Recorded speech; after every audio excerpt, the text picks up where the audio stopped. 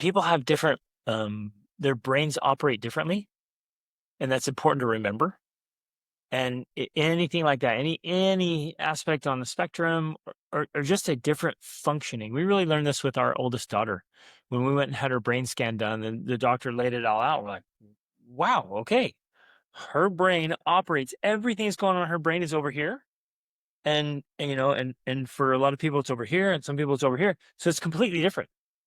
And for me to assume that she thinks like I think, or that she processes things the same way we do, or that she understands a situation or a circumstance or picks up on social cues the same way, quote, normal people, and that's not even good to say that, but more common, it was a total disservice to us and to her. So in this situation where he's just operating differently, the key is finding a formula, a pattern, a way of operating that works with his brain type. Same with all of our kids, Sometimes that's just observation right? too, because you'll do something and you'll be like, oh, well, that worked. It worked with him. And And so so, then you kind of take a note of it and you're like, I'm going to do more of that thing. so when I do this, he gets it. And when I do this, he doesn't. So, okay, I won't do that anymore. And start noticing patterns. It's like, oh, when we had to do this with Kaya. It's like, oh, when she eats these foods, it's really good. When she doesn't, like it really affects her. When she gets enough sleep, fantastic.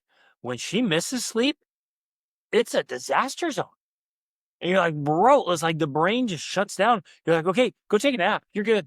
No, what about that? No, don't worry about it. I'll take care of it. Yeah. So in You some go take a ways, nap. you alter expectations Yep. because you realize this is what her brain needs to function. So I'm not going to be like, hey, I'm requiring you to do this thing and turns it into a battle. It's like, no, go take a nap, Yep. go eat a steak, go, so you kind of are able to, um, and it sounds in some ways, what's the word?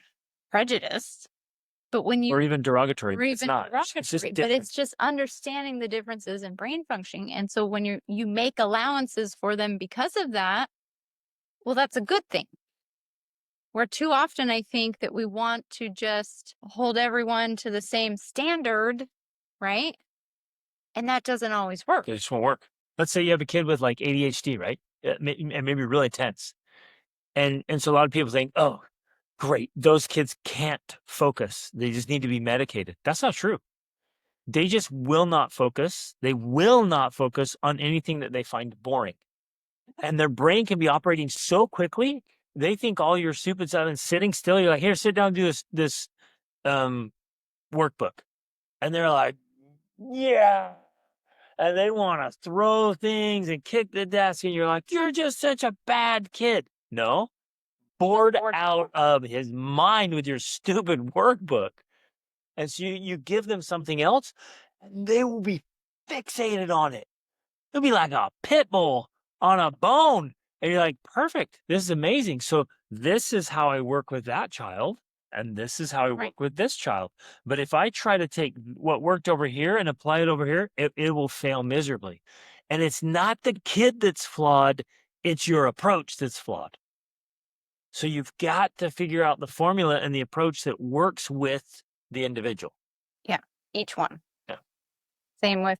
Yeah, and then in his case, she says that when she brings up issues, he just completely shuts down and won't talk. Just Sounds like a man.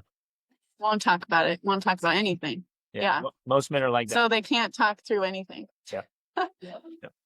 So and it's harder for men to talk through it with their wife.